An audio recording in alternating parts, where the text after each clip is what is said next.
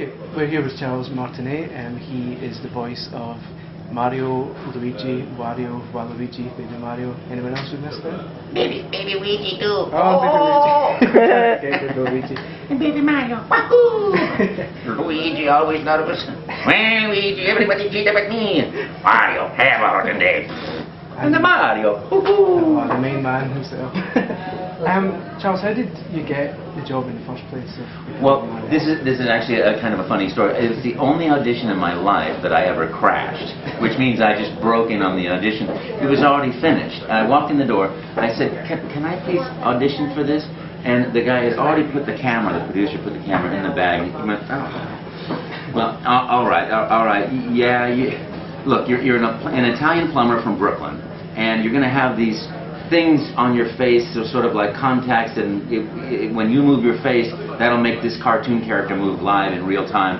We're not even sure if it's going to work, but you're just going to be talking to kids all day and adults all day. So, I don't know, make up a video game, or just pretend like you're talking to people, and whenever you finish talking, that's your audition. And I'm sitting thinking, well, that's easy. An Italian plumber from Brooklyn goes, hey, how you doing? I'm underneath your seat, a little too much is showing. I'm one of these guys. I'm out down here working here, right? And well, that doesn't sound so nice, and the gruff thing is kind of like, for talking to kids all day long. But I thought, now, I wonder if I could lighten it up a little bit. I had played Romeo and Taming of the Shrew several years earlier in the theater, and a nice old Italian guy. And I could do something like that. I'm thinking, well, okay, make up a video game. Now, I've played Pong, I've played Space Invaders, I played Tank, and I'm like,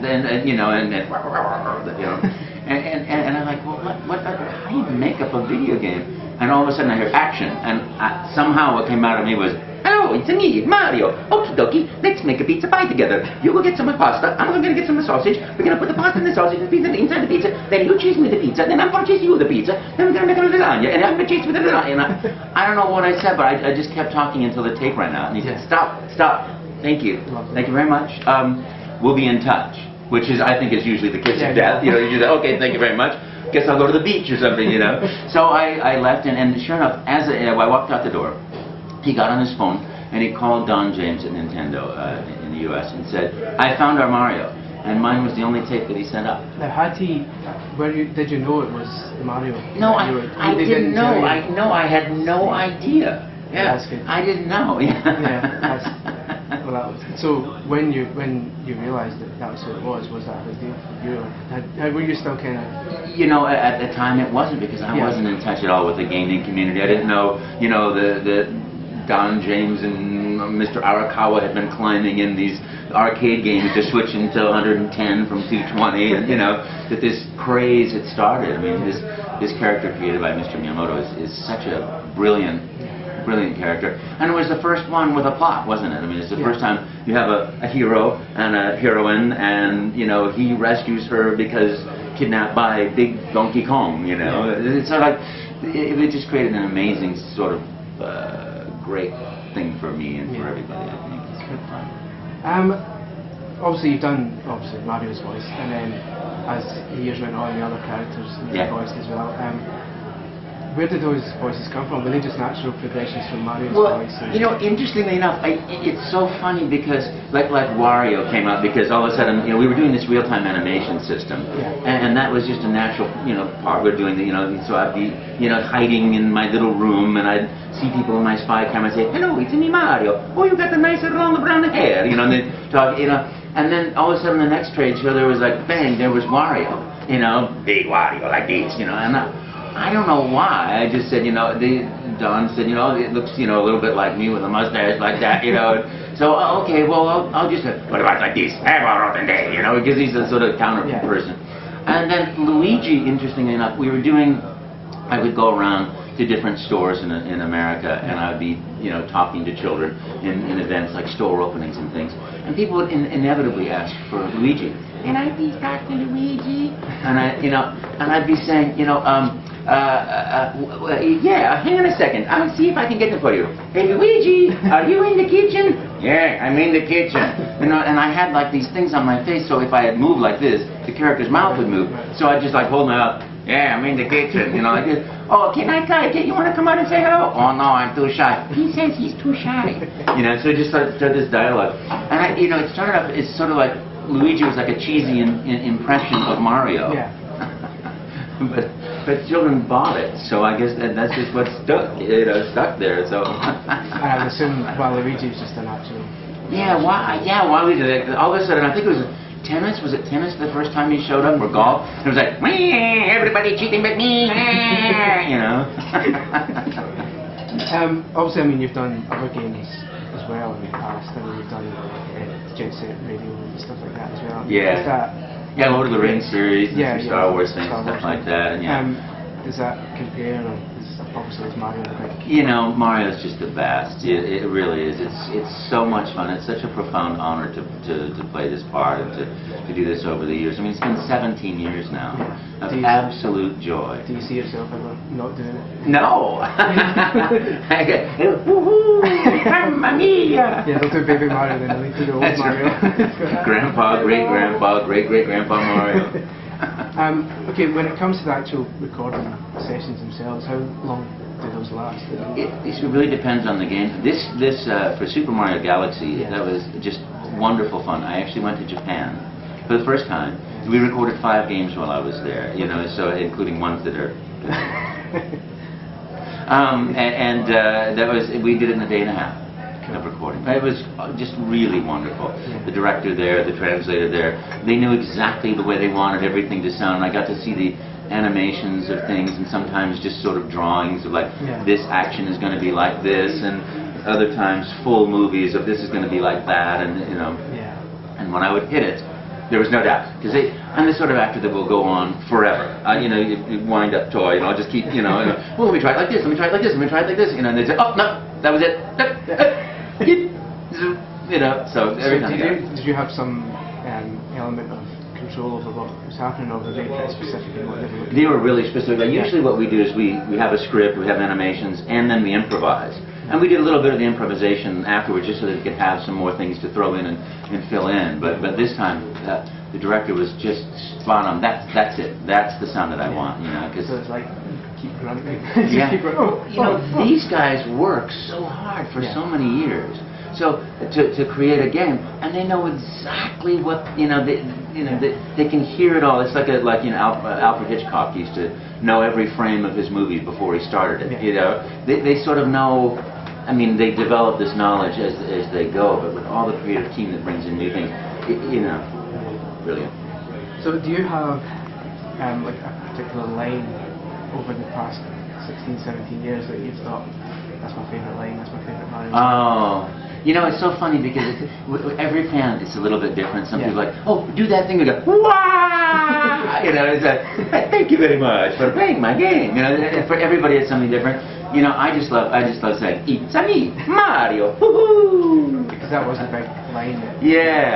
That and in Mario 64 when I fell asleep, spaghetti, ravioli, mamma mia. But of course, 64 wasn't the first game, was it? That was the first game that Mario had a voice in. That was recorded in 1996. Yeah, but did you not do a PC game? Oh yeah, we did. We had Mario teaches typing. Oh, that was amazing. And we did Superstar Punch Out too. Oh yeah. Recorded that from Chicago when we were doing CES. Cool. Yeah, that was fun. Excellent. Okay, so obviously, as you say, you didn't realise that Mario was such a big deal when you first got it. Yeah. So how have you taken to all these people almost idolising you because you're the voice of... It's very humbling because, I come in at the end, I put a little frosting on the cake, and people say, what a beautiful cake, Yeah, well... But I find that it's such a profound honor to do it. It's such a joy to do the voice and to be able to play and be creative with all these wonderful producers and directors. And then when you see the impact that it has on Mario fans, it's just great, It's such a joy. So you don't ever get annoyed by people saying do the voice? No, never. I have sort of selected celebrity because when we go to an event, everyone knows, oh, that's Charles. But as soon as I walk out of the event, it's like, get out of the way, you big, That's ideal. Yeah, it's perfect. In terms of the whole voice acting thing, I mean, are there any other voice actors that you particularly appreciate more than like just over the whole genre? As voice actors, I really admire the movie guy who goes, in a world where Shayna, because it's like the guy gets in his limousine, oh, you know, Francis, take me to the next station, you know, and he just sits there and he goes from movie, and it's like, what a great job that is. That'd be amazing. I admire everybody that does, you know, cartoon voices and things, because it's a wonderful group of creative people. Yeah, because I mean, obviously you did proper, I say proper, but live acting before going into voice acting. How do they compare? Do you prefer just doing voices, or would you rather? You know, I love doing voices. It's really fun. I love doing the theater when I was doing the theater, and I love doing the videos when I was doing the videos. And now this is like the next phase in my life where it's really fun. Yeah. I still do on-camera things occasionally, but voiceover is like, you know, you walk in the door, you see a drawing, you go, hello, it's me, Mario, woo-hoo, you know. The voice comes out of the happy eyes and the smile and the, you know, just the face, the whole character, it's right there. As you said, you used to do I don't know if you still do the interactive things where you would talk to people. Yeah. In fact, now, when we started, it was seriously, things were glued to my face with surgical glue and then taped on because the glue would melt, you know, in these hot rooms. We had a computer that was this big that was generating so much heat we had to have dry ice to keep it cool.